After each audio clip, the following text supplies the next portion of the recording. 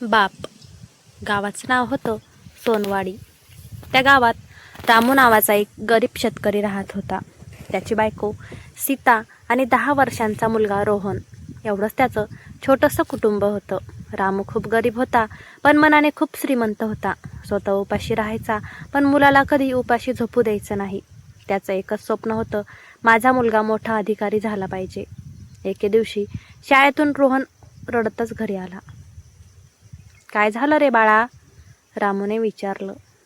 रोहन म्हणाला, उद्या शाळेची फी भरायची आहे. फी नाही भरली तर सर मला वर्गात बसू देणार नाहीत. रामूच्या खिशात 1 रुपयाही नव्हता. त्याने पूर्ण घर शोधलं, पण काहीच मिळालं नाही. त्या रात्री तो झोपलाच नाही. सकाळी तो आपल्या एकमेव बैलाला बाजारात घेऊन गेला. तो बैल त्याच्यासाठी मुलासारखाच होता, पण मुलाच्या शिक्षणासाठी त्याने तो विकून टाकला.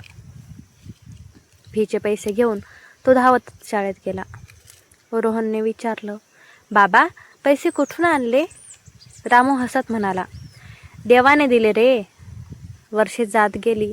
रोहन अभ्यासात खूप हुशार होता. 10वी, 12वी, कॉलेज, प्रत्येक ठिकाणी तो पहिला यायचा. पण रामूचं आयुष्य मात्र कष्टातच गेलं. शेतात काम करताना त्याचे हात फाटले, शरीर थकून गेलं, पण त्याने कधी तक्रार केली नाही. एक दिवस रोहनला शहरात मोठ्या कंपनीत नोकरी मिळाली. संपूर्ण गाव आनंदात होतं. रामूच्या डोळ्यात पाणी आलं. तो म्हणाला, माझं स्वप्न पूर्ण झालं. रोहन शहरात गेला. सुरुवातीला तो रोज बाबांना फोन करायचा. मग हळूहळू फोन कमी झाले. नंतर आठवड्यातून एकदा आणि काही महिन्यांनी तर फोन येणंही बंद झालं. रामू रोज गावाच्या बसस्थानकावर जाऊन बसायचा. कोणी विचारलं, काय रे रामू, रोज इथे का बसतोस? तो हसून म्हणायचा, माझा मुलगा येणार आहे. पण मुलगा कधीच आला नाही. शहरात रोहनला मोठं घर, मोठी गाडी आणि श्रीमंती मिळाली होती. त्याने एका श्रीमंत मुलीशी लग्न केलं. त्याच्या बायकोला गाव, गरीब बाप आणि जुनं घर आवडत नव्हतं. एक दिवस रामूने मुलाला फोन केला. बाळा, खूप दिवस झाले, एकदा भेटायला ये. रोहन म्हणाला, बाबा, मला वेळ नाही. रामू शांत झाला. काही दिवसांनी त्याची तब्येत बिघडली. गावातील डॉक्टर म्हणाले, तुम्हाला मुलाला बोलवावं लागेल.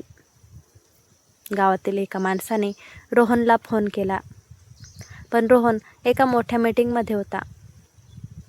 तो म्हणाला, मी नंतर बोलतो. 2 दिवसांनी पुन्हा फोन गेला.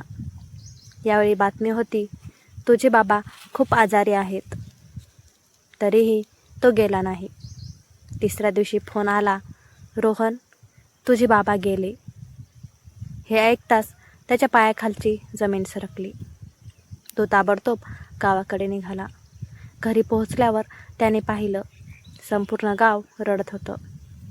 त्याच्या बाबाचं पार्थिव समोर ठेवलं होतं. रोहन बाबांच्या पायावर पडून रडू लागला. बाबा, एकदा डोळे उघडा, मी आलोय.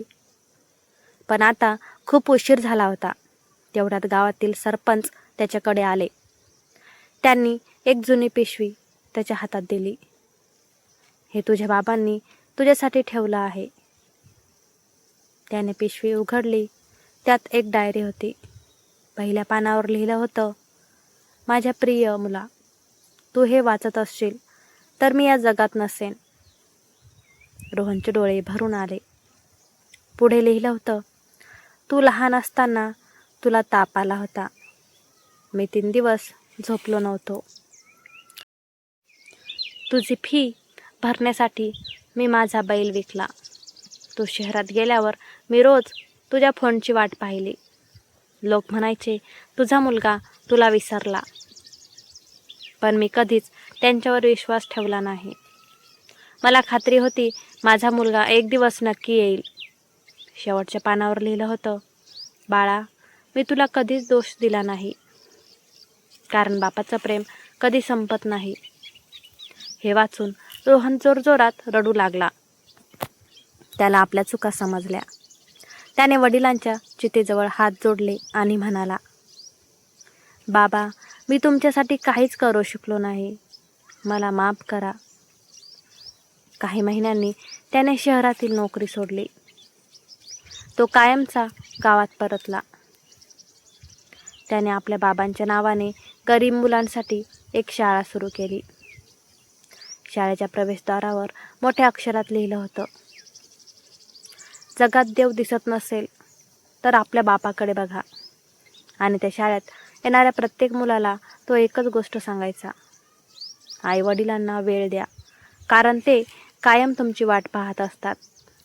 ही कथा आवडल्यास नक्की कमेंटमध्ये सांगा. लाईक, शेअर आणि सबस्क्राईब करा. धन्यवाद.